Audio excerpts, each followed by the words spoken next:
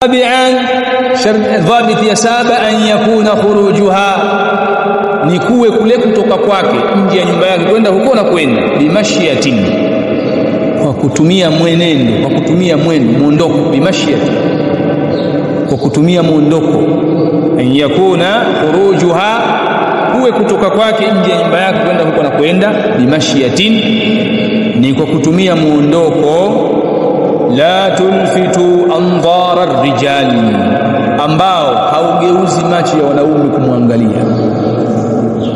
Umeelewa?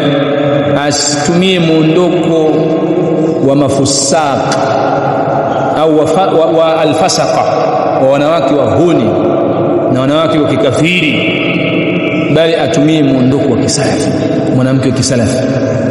Unajua wanawake wanapotoka majumbani mwao na miondoko yao special, wewe unijui tu, lakini hapo lakini akifika mbele kuna muondoko atautumia wenyewe. Kuna namna ya kubinua viuno vyao, atafanya namna ili makalio yake yacheze ili awahangaishe wanaume. Anaweza katembea bega moja ameliweka katika namna fulani ya uondokaji fadhili kama hivi, ili tu aonekane kwamba yeye ni mwanamke safi. Lakini miondoko hiyo wewe ndani mwako la kutembelea na watembelea wanaume wa kando. Hayo ndio maajabu ya wanawake tulionao zama zetu. Bal tamshi mashyatu istihya, bal anatakiwa atembee kwa kutumia muondoko wa haya wa tidali, na muondoko uliolingana sawa sawa, sinyanyue bega huko wala huko wala mguu ili atembee hali ya kuwa amefanya ametimia, na atembee kwa kawaida sawa.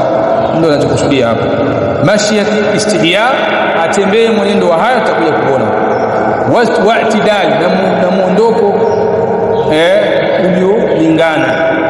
Sababu mwingine kama nilivyokuambia, mwingine akitembea bega alibinua, mwingine sijafanya jeni, kuna namna ya kwa tofauti nyingi mnafahamu. Wadalilu qawluhu ta'ala, dalili ya hilo fajaatu ihdahuma, kwa nyuma kwa Musa alayhisalam na wale wanawake wawili sawa. Baada ya Musa alayhisalam kuwasaidia wale mabinti wawili kunywesha mifugo, sasa alisema sisi tunawasubiria hawa wanaume watoke wakimaliza kunywesha ndio sisi tuchukue mifugo tufanyaje tuingize. Musa alayhisalam akachukua wanyama wao wale mabinti akawanywesha pale. Waliposhiba wale wanyama akawatoa wakabidhi mabinti wakaenda nyumbani kwao. Kwa walipofika kule wakatoa habari ya Musa baba yao. Mzee akasema huyo kijana anifaa, hebu endeni mkamwite nimpe ujira wake. Ndio sasa hapa anaeleza Allah namna yule binti aliyekuja kwa Musa namna alivyokuwa anatembea. Umeelewa? Fajaatuhu, namna gani mabinti wale waliadabishwa na walifundishwa Uislamu. Fajaatuhu ihdahuma, akajiwa Musa na mmoja kati ya wale mabinti wawili, tamshi ala istihyai, akitembea mwendo wa haya, akitembea mwendo wa haya. Qalat, akasema yule mwanamke, inna abi yad'uka, baba yangu anakuita, liyajziyaka ajra ma saqaita lana, ili akulipe ujira wa ile kazi uliyoifanya ya kutumishelezea sisi wanyama wetu.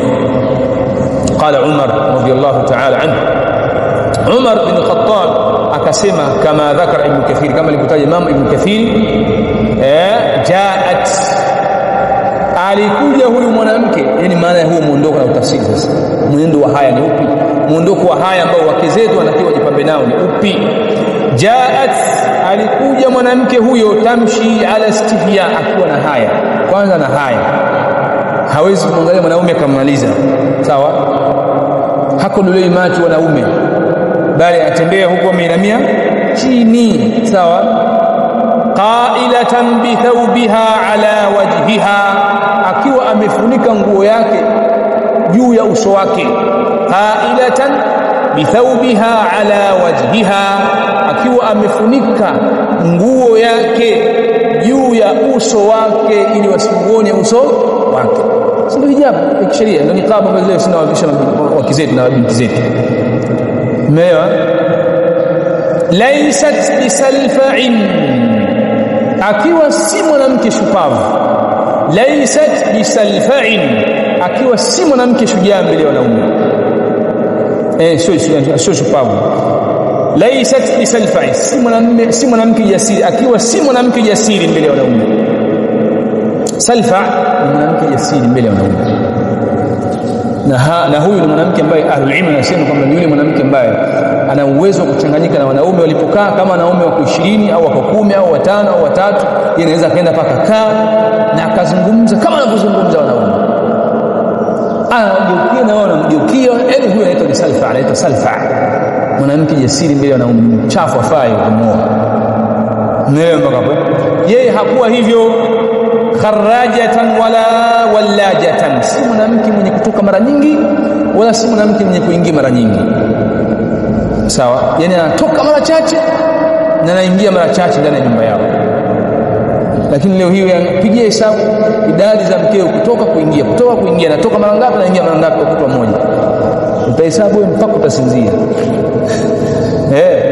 Kharajahu Abu Naim, kharajahu Ibn Abi Hatim, ametaja sanad ya athari hii Ibn Umar ya Umar bin Khattab katika kitabu cha Imam Ibn Abi Hatim, tafsiri yake juzuu ya 9 kurasa 2965. Huo ndio muondoko wa mwanamke anapotoka nje nyumba yake.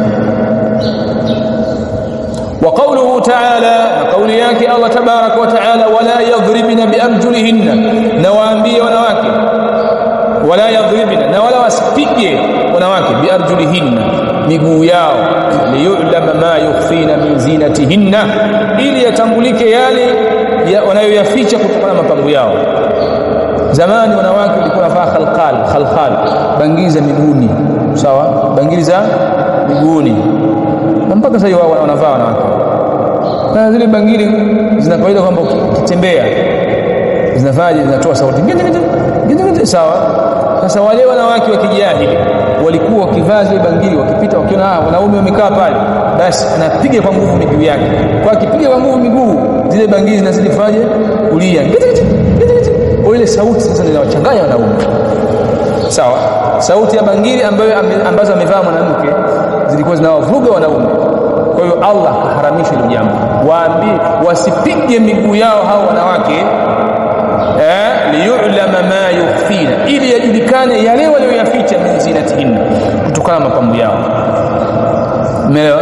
Sasa kama hiyo ni hali tu ya bangili za miguuni ambazo zinatoa sauti, ni haramu kuzipiga.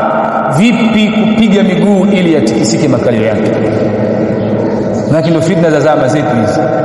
Mwanamke kama hana makalio makubwa anaona kwamba ana mapungufu makubwa sana, na anajiona kwamba hana thamani, anaenda kujifanyia masaji, anaongeza nini, makalio, ili akitembea mbele ya wanaume basi yatingishike, asipate tabu ya kupiga miguu, kwa sababu wale ambao wana makalio madogo wanajipa tabu ya kupiga ile miguu. Kwa nini? Kwa nguvu, ili yatikisike hata pamoja na udogo wake.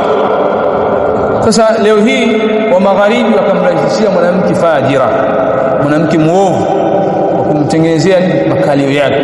Kama na makalio madogo, basi anakwenda anatengenezwa na kuwa makubwa. Wakitembea yule atakapotembea, mwendo wote atakapotembea, yatingishike yenyewe automatic. Haramu. Umeelewa? Kwa hiyo anapotoka asitoke katika sura hiyo. Sasa swali, hivi sura ya mwanamke na sauti ya bangili, nini kitakushughulisha zaidi?